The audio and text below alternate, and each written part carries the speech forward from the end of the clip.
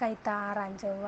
ലൂക്കായുടെ സുവിശേഷം 12-ാം അധ്യായം 24 മുതൽ 32 വരെയുള്ള വാക്യങ്ങളുടെ വിശകലനം.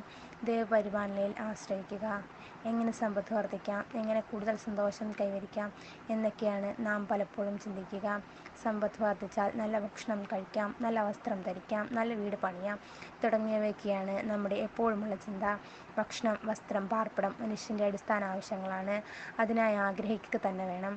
പിന്നെയും പിന്നെയും വേണമെന്ന് ചിന്തിച്ച് ആകുലപ്പെട്ട് ജീവിതം പാഴാക്കുകയാണ് നാം. ജീവിതത്തിൻ്റെ നല്ല ഭാഗം കഠിനാധ്വാനം ചെയ്ത് ഒന്നിനും വയ്യാതാകുമ്പോൾ മുമ്പ് അഭിമുഖീകരിച്ച ആകുലതയുടെയും ആശങ്കയുടെയും ഭാഗമായി കിട്ടിയ നിരവധിയായ രോഗങ്ങൾക്ക് അടിമയായി സമ്പാദിച്ചതിൻ്റെ ഇരട്ടിയായി മരുന്നിനും ചികിത്സയ്ക്കുമായി ചിലവഴിച്ച് മക്കൾക്ക് ഭാരമായി ശിഷ്ടകാലം ജീവിക്കുവാൻ വിധിക്കപ്പെട്ട മനുഷ്യനെ നാം ധാരാളമായി കാണുന്നു.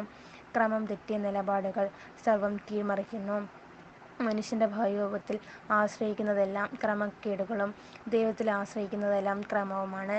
വിവേചനശക്തിയില്ലെന്ന് നാം കരുതുന്ന കാക്കകൾ ദൈവത്തിൻ്റെ പരിപാലനയിൽ ആശ്രയിക്കുന്നതിനാൽ വിത്ത് വിതയ്ക്കാതെ അറപ്പുരകൾ പണിയാതെ എത്ര സുഭിക്ഷമായി സന്തോഷമായി ജീവിക്കുന്നു. മനുഷ്യൻ മാത്രം എന്താ ഇങ്ങനെ?